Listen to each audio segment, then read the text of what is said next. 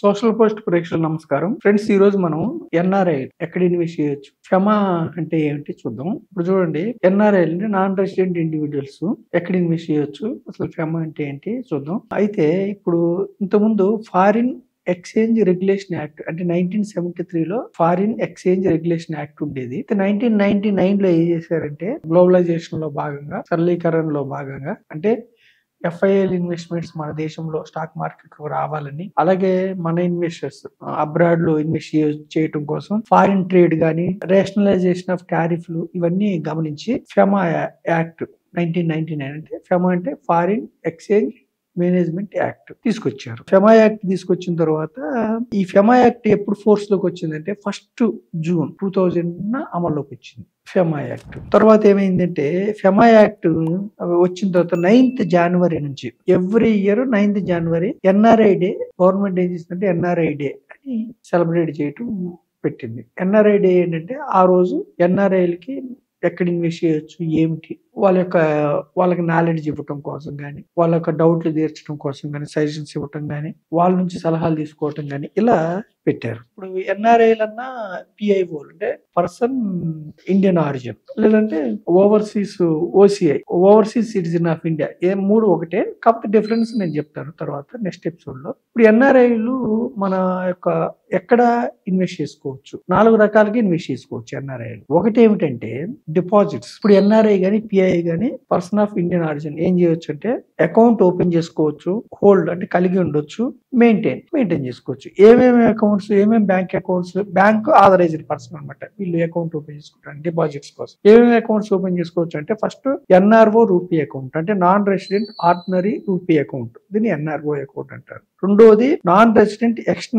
External rupee account, దీన్ని NRE account అంటారు. మూడవది ఏమిటంటే foreign currency non resident bank account, FCNR, foreign currency non resident bank account, FCNR. ఈ 3 అకౌంట్లు NRIs గానీ, పిఐఓస్ గానీ, ఓసిఐలు గానీ కలిగి ఉండొచ్చు, డిపాజిట్ చేసుకోవచ్చు. తర్వాత ఏమిటి, ఇన్వెస్ట్మెంట్ ఇన్ ఇండియా. ఎన్ఆర్ఐలు ఇండియాలో ఇన్వెస్ట్మెంట్ చేసుకోవచ్చు. ఎక్కడ చేసుకోవచ్చు అంటే గవర్నమెంట్ సెక్యూరిటీస్ లో చేసుకోవచ్చు. Units with repatriation rights.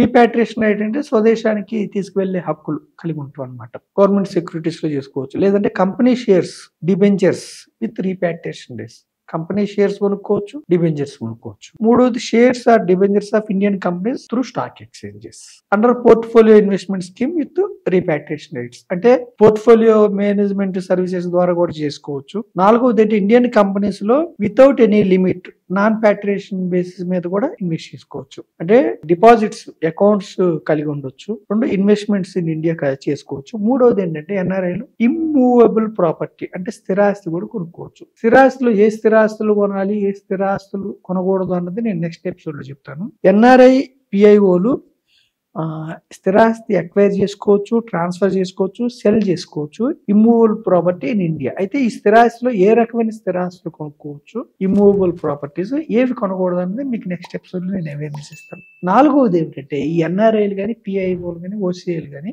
ఇండియాకి వచ్చిన తర్వాత ఆన్ రిటర్న్ టు ఇండియా ఏం చేయొచ్చు అంటే, వీళ్ళు అకౌంట్ ని కలిగి ఉండొచ్చు, లేదంటే transfer are invest in foreign currency.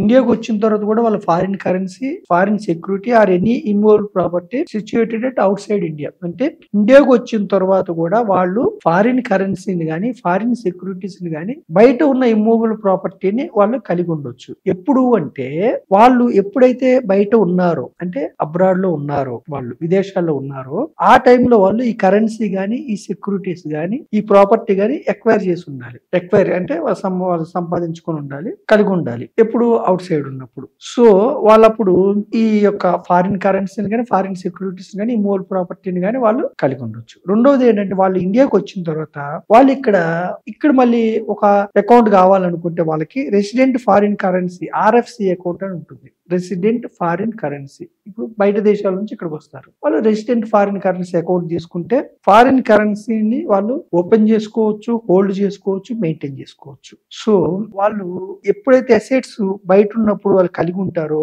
ఆ అసెట్స్ ని ఆర్ఎఫ్సి అకౌంట్స్ కి ట్రాన్స్ఫర్ చేసుకోవచ్చు ఎన్ఆర్ఐలు. సో ఆర్ఎఫ్సి అకౌంట్స్ లో అసెట్స్ వచ్చిన తర్వాత అంటే ఫారిన్ కరెన్సీ వచ్చిన తర్వాత ఏ రిస్ట్రిక్షన్ లేకుండా వాళ్ళు ఆ ఫారిన్ కరెన్సీని యూటిలైజ్ చేసుకోవచ్చు. సో ఎన్ఆర్ఐలు 4 రకాలుగా వాళ్ళు ఇన్వెస్ట్మెంట్స్ చేసుకోవచ్చు. 4 రకాలుగా వాళ్ళకి సౌలభ్యాలు ఉన్నాయి. ఒకటి డిపాజిట్స్, రెండోది ఇన్వెస్ట్మెంట్స్ ఇన్ ఇండియా. డిపాజిట్స్ అంటే ఎన్ఆర్ఓ అకౌంట్ కావచ్చు, ఎన్ఆర్ఈ కావచ్చు, ఎఫ్సిఎన్ఆర్ అకౌంట్ కావచ్చు. రెండవది ఏమిటంటే ఇన్వెస్ట్మెంట్స్ ఇన్ ఇండియా అంటే ఇండియన్ స్టాక్ మార్కెట్ లో షేర్స్ కొనుక్కోవడం కానీ, డిబెంచర్స్ కొనుక్కోవడం కానీ, గవర్నమెంట్ సెక్యూరిటీస్ కానీ, ఇండియన్ కంపెనీస్ లో ఇన్వెస్టింగ్ అని చేయొచ్చు. మూడవది ఏంటంటే ఇమ్మూవబుల్ ప్రాపర్టీస్ అంటే స్థిరాస్తులు కొనుక్కోవచ్చు. అయితే ఈ స్థిరాస్తులు ఏవి కొనాలి, ఏవి కొనకూడదు అనేది నేను నెక్స్ట్ స్టెప్స్ చెప్తాను. నాలుగవది ఏమిటంటే వాళ్ళు ఒకసారి ఇండియాకి వచ్చిన తర్వాత బయట ఉన్నప్పుడు కొనుక్కున్న ఆస్తుల్ని వాళ్ళు కొనసాగించుకోవచ్చు. ఆర్ఎఫ్సి అకౌంట్ ద్వారా బయట కరెన్సీ మనీని ఆర్ఎఫ్సి అకౌంట్ లోకి ట్రాన్స్ఫర్ చేసుకుని ఎనీ టైం వాళ్ళు ఫ్రీగా